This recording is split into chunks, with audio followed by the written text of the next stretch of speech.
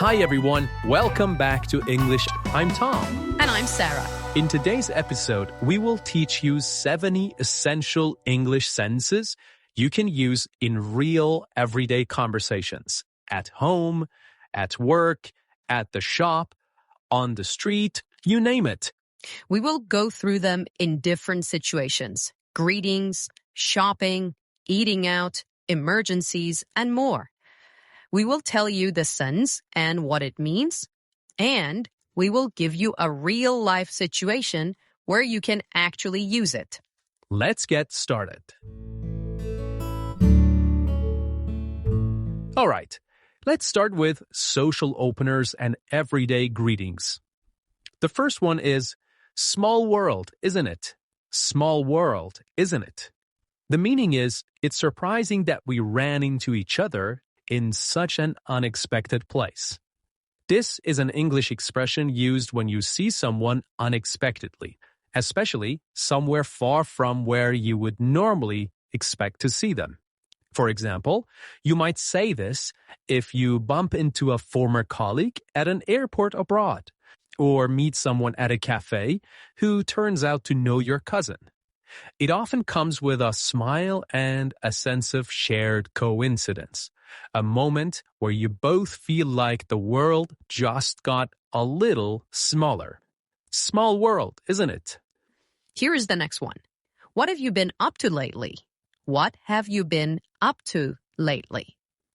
The meaning is, what's new in your life? It's a warmer and more personal version of how are you? And it invites the other person to share actual updates. It can lead to a deeper conversation. You would use this with someone you haven't seen in a few weeks or months. An old classmate, a co-worker on another team, or a friend you lost touch with. Here is the next one. It's been ages. It's been ages. The meaning is, we haven't seen each other in a very long time. This one expresses both surprise and a little bit of guilt. You might say it with a laugh or even a hint of embarrassment, especially if you meant to reach out, but you didn't. It works great when reconnecting with an old friend or someone from a previous job or class. It's casual, familiar, and full of friendly nostalgia. Here is the next one. You're looking well. You are looking well. This means you look healthy and happy. This is a safe and polite compliment that doesn't focus on someone's weight, clothes, or appearance in a shallow way. It's a little bit more mature than you look great. Here's the next one. How's everything on your end? How's everything on your end? This means, how are things in your life or work these days? You'll often hear this in a professional or semi-formal conversation, especially in emails or virtual calls. It's ideal when you're trying to keep communication warm but respectful with a colleague, a mentor, or a client. Here is the next one. Can't complain, really. This means I'm doing fine, not amazing, but there is nothing bad to report. This is a humble, low-key way to say you're okay. It often implies that life is stable, even if a little boring. People say this to avoid sounding overly negative or overly positive. It's somewhere in the middle. Here's the next one. Same old, same old. Same old, same old. This means nothing new is happening. Things are as usual. This is said with a sigh or a smile. This gives a sense of routine. It's a very common way to say, my life hasn't changed much, usually in response to what's new. It could mean things are fine or that you're kind of stuck in a routine. It depends on the tone. And here's the next one. Been keeping busy? Been keeping busy? So this means, have you been doing a lot lately? This is a polite question when you're not sure what the other person has been doing. It's casual and non-invasive. It's good for coworkers, neighbors, and acquaintances. It acknowledges their time without pressing for too many details. Here's the next one. Nice catching up. Nice catching up. This means it was great talking to you and reconnecting. You can say this as a closing remark after a short reunion or conversation. Maybe after coffee with a friend you haven't seen in a while, or a quick chat at the supermarket. It's warm, appreciative, and signals that you enjoyed the interaction. And here's the final one for this part. Drop me a message sometime. Drop me a message sometime. This means feel free to text or call me. I'd like to hear from you. This is casual and leaves the ball in the other person's court. It's friendly, but not pushy. Great after a short reunion where you want to stay in touch, but you're not sure if you'll make plans soon. Okay, in this part, we will teach you sentences about shopping and services. Here's the first one. Could you tell me more about this one? Could you tell me more about this one?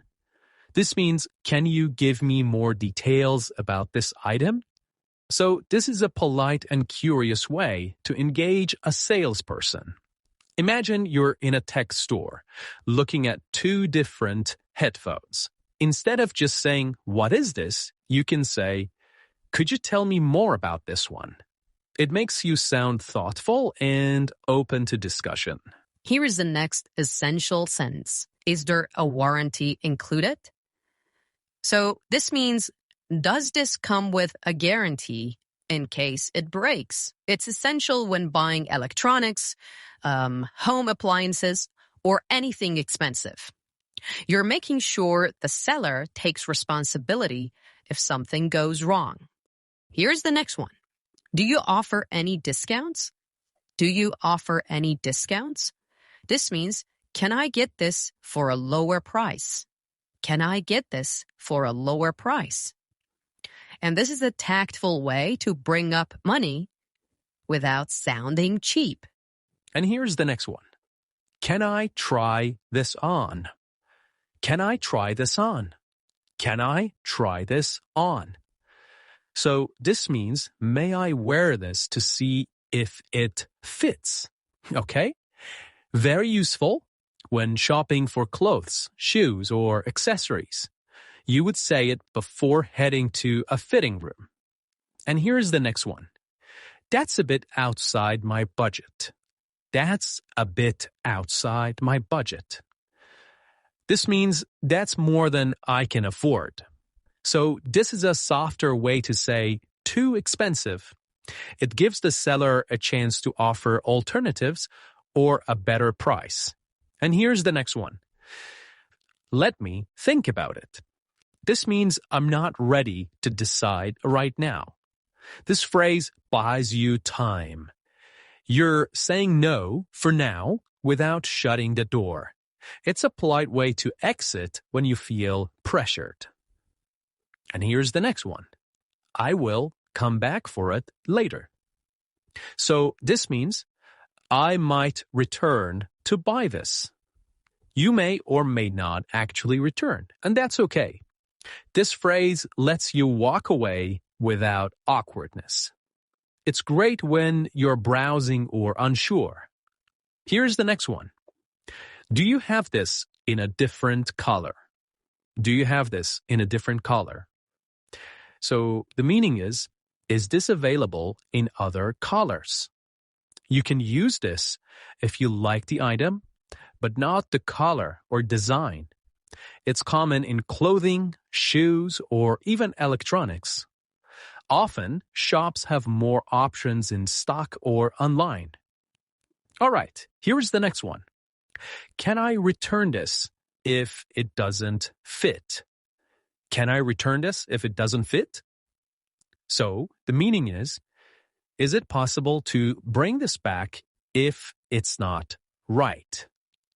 Always ask this before buying clothes or shoes, especially if you're unsure. Return policies vary. Some shops accept returns easily, others don't. It's a responsible question and sellers usually respect it. And here's the final one for this part. I think I will leave it, thanks. So this means I have decided not to buy it. This is a graceful way to say no. It's short, polite, and makes sure no one feels awkward, whether you're in a market, a boutique, or a high-end store. Now, let's move on to part 3, cafes and restaurants. Here's the first one. Could we get a table by the window if possible? Could we get a table by the window if possible? So, this means, can we sit near the window? This is a polite way to request a specific seat. And here's the next one. I'll have the grilled salmon, please. I'll have the grilled salmon, please. So this means I would like to order the grilled salmon. This is the standard and natural way to order food. You can swap in anything. I'll have the pasta, or I'll have the cappuccino. It's used in both casual and more formal dining settings. Here's the next one. Would you mind giving us a few more minutes? Would you mind giving us a few more minutes? So this means, can you come back later for our order? This is a gentle way to say we're not ready to order yet. It's great when you need more time to decide. And this is the next one. Could we get this to go? Could we get this to go? This means, can we take this food with us? It's perfect when you've eaten part of a meal and want to take the rest home. And here's the next one. Excuse me, I think this isn't what I ordered. I think this isn't what I ordered. And the meaning is, there is a mistake with my order. You can use this calmly and respectfully when your food arrives and it's not what you asked for. And the next one. Is service included? Is service included? This means, does the bill include the tip? Does the bill include the tip? This is a smart question when traveling, especially in Europe. Some restaurants automatically include a service charge, while others don't. You don't want to tip twice or skip it accidentally. Here's the next one. Could I see the wine list, please? Could I see the wine list, please? And this means, can I have the menu for wines? Here is another one. I have a food allergy. Does this contain nuts? I have a food allergy. Does this contain nuts? This means I'm allergic. Is there any nuts in this? This sentence is critical if you have allergies or dietary restrictions. Restaurants need to take this seriously, and they will. You can substitute with gluten, dairy, or shellfish. And here's the next useful sentence. Everything was fantastic, thank you. Everything was fantastic, thank you. This means I really enjoyed the food and experience. A lovely way to express gratitude to the staff or chef, especially after a good meal. Here's the next one. Can we get separate checks? This means, can we pay individually? This is very common when eating out with friends or coworkers. Okay, now we move on to sentences related to workplace and professional settings. The first one is, let's touch base later this week. Let's touch base later this week. This means let's have a quick chat or follow-up soon. This is a classic office phrase, especially in English-speaking business cultures. It's informal but professional. You would use it to suggest reconnecting for updates. It implies, let's not forget to check in. Here is the next one. Could you clarify what you meant by that? Could you clarify what you meant by that? This means, can you explain that idea more clearly? This sentence helps you stay engaged in meetings or emails without sounding confrontational. It shows you're listening and want to fully understand. Here is the next one. Just to double check, we're meeting at 2, right? Just to double check, we're meeting at 2, right? This means I want to confirm the time of our meeting. It's very common in business communication. And here's the next one. I'm afraid I won't be able to make it. I'm afraid I won't be able to make it. This means I can't attend. This phrase is formal but kind. You're expressing regret, not just absence. And here's the next one. Would it be possible to reschedule? Would it be possible to reschedule? This means, can we change the time? This is a respectful way to suggest moving a meeting or appointment. And here's the next useful sentence. Let me loop you in on this email. Let me loop you in on this email. This means I'm adding you to the email thread so you're informed. This is used when you want someone to be aware of ongoing communication. And this one is useful in meetings. That's a great point. I hadn't thought of it that way. That's a great point. I hadn't thought of it that way. This means I agree, and your perspective is new to me. Saying this shows humility and open-mindedness. You're validating someone else's contribution and inviting further discussion. And here's the next one. Let's table that for now. Let's table that for now. This means let's pause the topic and maybe return to it later. Here's the next one. I'm happy to take the lead on this. I'm happy to take the lead on this. This means I'll be responsible for this project or task. Saying this shows initiative and confidence. It positions you as proactive and reliable. And here's the final one for this part. Let me get back to you on that. This means I don't know right now, but I will find out and tell you. This is much better than guessing or giving a wrong answer. It keeps the conversation moving while buying time. It's commonly used when you need to check details with someone else or gather more information. Okay, now we move on to part 5, making plans and social arrangements. The first one is, are you free this weekend? Are you free this weekend? So this means, do you have any plans this weekend? This is an easy and friendly way to start making plans. It gives them room to say yes, no, or suggest another time. Here is the next one. Do you want to grab a coffee sometime?